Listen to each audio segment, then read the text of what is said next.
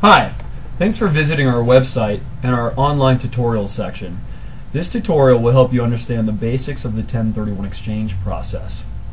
Essentially, there are four basic requirements for a successful 1031 exchange. First of all, the properties involved in a 1031 exchange must qualify. Secondly, for a completely tax-deferred exchange, there are what I call the tax deferral requirements. Thirdly, all 1031 exchanges must adhere to a strict time frame.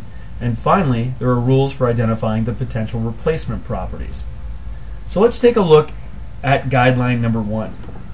In order for a property to qualify for a 1031 exchange, the IRS states that the property must be held for productive use in trade or business, and the properties involved in a 1031 exchange must be like kind. This can be a source of confusion for investors, as they commonly ask what the like kind requirement means. In this case, all investment or business property is like kind, provided it is domestic real estate. For purposes of a 1031 exchange, foreign property is not like kind. An investor cannot sell a rental property in the U.S. and buy replacement property in Mexico, Canada, or any other foreign country. However, the replacement property can be any type of real estate located domestically. For example, an investor can sell a warehouse, exchange into bare land. That bare land can later be sold and exchanged into a single-family rental house. And finally, that rental home can be sold and exchanged into an office building.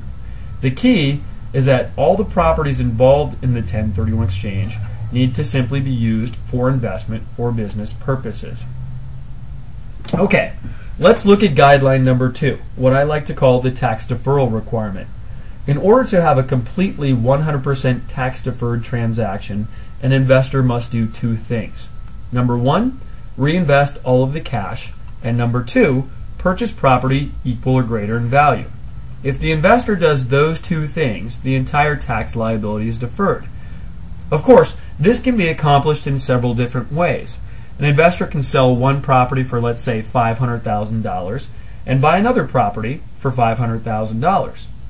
Investors can also conduct multi-property exchanges where, for example, we sell a $500,000 property, but instead of buying one property, we buy two. And maybe both of those properties are $300,000.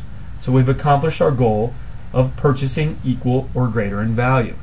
The key is to make sure that all the equity is used as a down payment on the new properties, and the total value of the real estate acquired is equal or greater in value. Keep in mind, these guidelines for deferring the tax liability don't necessarily have to be met.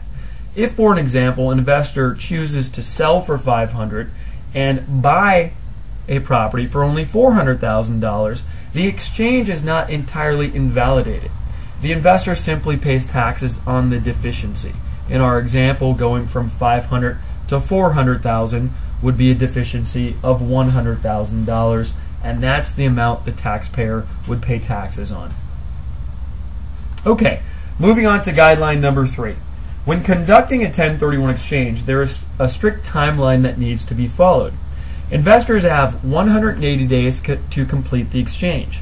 The timeline starts at the close of escrow on the relinquished property. All replacement property must be acquired on or before day 180. Also very important within the timeline is day 45. Day 45 is the day on which the potential replacement property needs to be identified. And this brings us to our fourth and final guideline, how to properly identify our replacement property. The two most common methods of identifying replacement property are to either use the 3-property rule or the 200% rule. Most investors will use the 3-property rule. The 3-property is pretty simple. You can identify any 3 properties of any value. Identification of these properties must be done in writing, and it must be done on or before the 45th day of the exchange. In our example, we've identified an office building, a warehouse, and a piece of land. To complete our 1031 exchange, we can either purchase 1, 2, or all 3 of these identified properties. Now, if an investor would like to acquire more than 3 property, obviously the 3-property rule is not going to work. So in that case, an investor who would like to acquire 4 or more properties will use the 200% rule. The 200% rule states that you can identify as many potential replacement properties as you'd like. However, the total value of all identified properties cannot exceed 200% of the properties sold. For example, if we sell a $500,000 property and we choose to use the 200% rule, we can identify up to $1 million worth of real estate. That can be 5 properties for $200,000 each, or 10 properties for $100,000 each. The key is we cannot exceed 200% of what we sold. So let's recap. The basic rules for conducting a 1031 exchange are fairly simple. Number 1, make sure the properties qualify for an exchange. Number 2, to defer the entire tax liability, we need to reinvest all of our cash and purchase property equal or greater in value. Number 3, we need to make sure that we adhere to the 180-day time frame, keeping in mind that we have 45 days to identify our replacement properties. And fourth, on day 45, we can use either the 3-property rule or the 200% rule to identify our potential replacement properties. If you have any questions about what we covered today, or if you would like to open up a 1031 exchange account, please do not hesitate to call our office. We can be reached at 877-471-1031. Thank you very much.